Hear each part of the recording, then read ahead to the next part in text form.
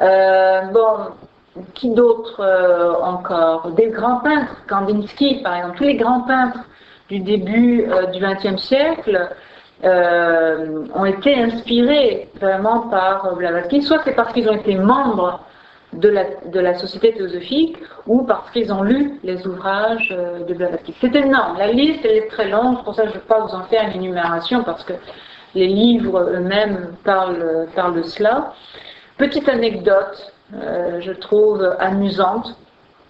C'est un personnage qui fait toujours fureur après des années et des années, après des années de son décès. Un personnage où personne n'aurait pu se douter qu'il s'était intéressé à Madame Blavatsky et surtout à son œuvre, c'est Elvis Presley, qui à partir des années 70, il faut savoir que lui faisait une démarche spirituelle et il s'est intéressé d'abord à toutes les religions. Donc il aimait la dimension, c'était pas dans le sens qu'il voulait être un dévot de je ne sais quelle religion, mais lui il était intéressé par l'esprit derrière toutes les religions. Et c'est comme ça que ceci va l'amener à connaître les œuvres de Madame Blavatsky, ses ouvrages préférés, pour vous donner une idée de la personne, la doctrine secrète. Donc pour ceux qui ont commencé à lire la doctrine secrète, il faut quand même le faire pour lire cela. Et un autre ouvrage qui nous est très cher, nous aussi, à l'Acropole, c'est La Voix du silence. Il adorait La Voix du silence. Et tout à l'heure, si on a un peu de temps, je pourrais vous lire quelques extraits, c'est magnifique. Ce n'est pas écrit par Madame Blavatsky, je vais expliquer ça tout à l'heure. Mais, chose inusitée, c'est qu'avant de rentrer sur scène, pour jouer la musique que vous connaissez, il lisait des phrases de La Voix du silence. Et il va travailler à un moment donné avec un groupe gospel qu'il va appeler La Voix. En espagnol, c'est la voix. Alors, intéressant, comme quoi, finalement, je pense réellement que Mme Blavatsky, elle a réussi à rejoindre toutes sortes d'individus, aussi bien dans le domaine scientifique, dans le domaine littéraire, dans le domaine artistique, tous les domaines, c'est-à-dire aussi bien la peinture, la littérature, mais aussi même un rocker. Alors moi, je trouve ça fabuleux quand un personnage peut être même aussi mystérieux qu'il puisse être, et aussi mystérieux qu'il puisse être dans son œuvre, puisse rejoindre autant de gens si différents. Donc ça veut dire que là, il y a quelque chose d'intéressant. Et ça, nous aimons beaucoup ça, parce que c'est un peu, je dirais, le rôle aussi que veut jouer l'Acropole, c'est-à-dire qu'au travers de tout ce que l'on est en train de toucher comme connaissance tant d'Orient que d'Occident, c'est de rejoindre tout le monde, quel que soit son background, finalement.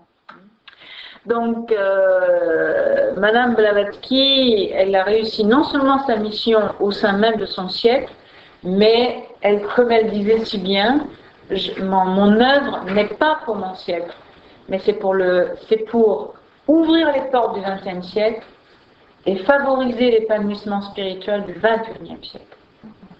Imaginez-vous. Donc, et si on a le temps, je vous le dis, là, si on reste jusqu'à minuit, je vous dirai des passages assez étonnants d'elle et qu'on ne peut pas croire qu'elle ait écrit ça au XIXe siècle. Donc, ça vaut vraiment la peine de s'intéresser à ce personnage. Donc ça, c'est le gros de l'histoire. Je vous passe beaucoup d'anecdotes parce que c'est énorme les anecdotes qu'elle a.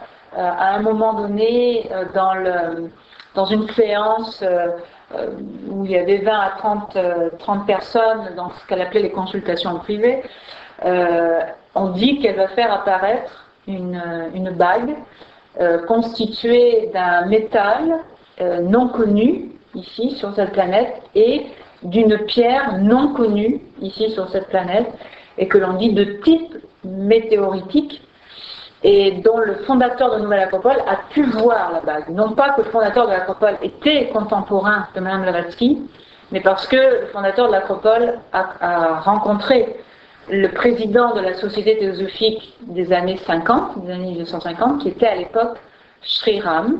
Il y a quelques écrits de lui qui sont très beaux et très intéressants, et qui lui a montré cette fameuse bague, qui évidemment faisait l'admiration de tous les jeunes de l'époque.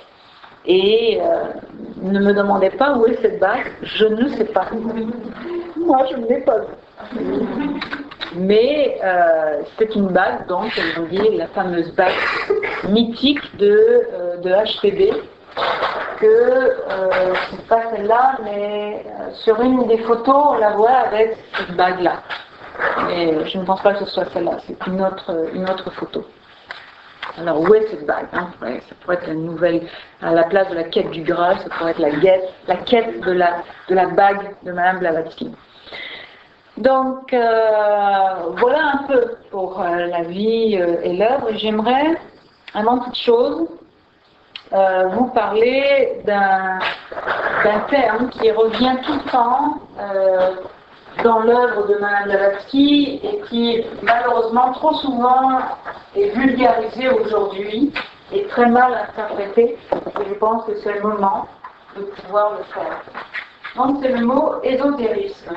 Et certainement, vous avez dû entendre parler au moins une fois, on dit de ce terme si vous vous intéressez à Madame Blavatsky.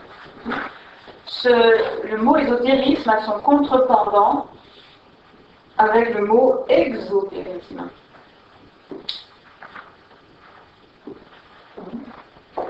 Donc, il y a éso, et dans l'ésotérisme, il y a éso, et exotérisme, exo.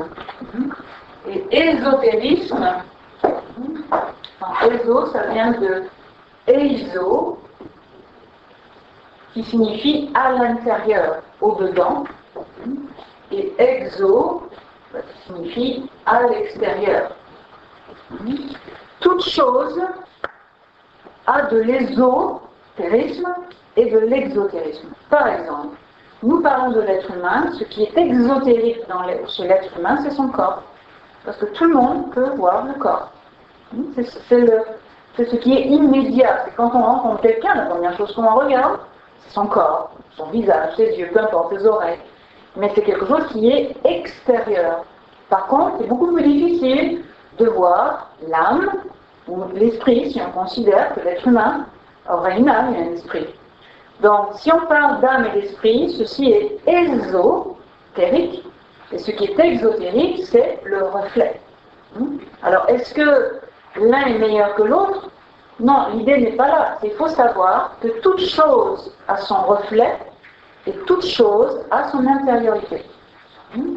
Donc, les deux sont intéressants parce qu'il faut pouvoir exprimer quelque chose. Les paroles sont en train d'exprimer quelque chose qui est à l'intérieur, tout le temps. On ne peut pas étudier un aspect par rapport à l'autre.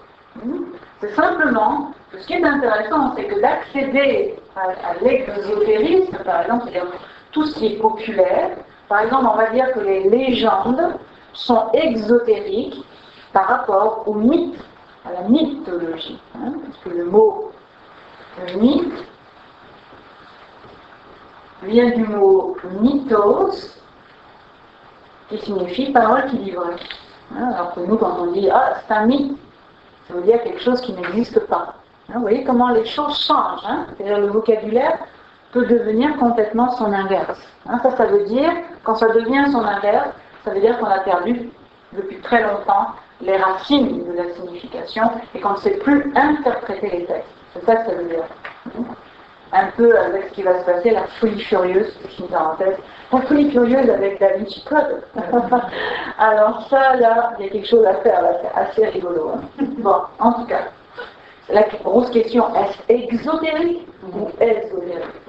Mais tout le monde, ce qui est intéressant avec ça, c'est que ça veut dire que toujours, il y a une quête pour quelque chose qui ne soit pas simplement, je ne sais pas, Love Story, La Petite Vie, la liste d'épicerie, mais qui est d'accéder à d'autres.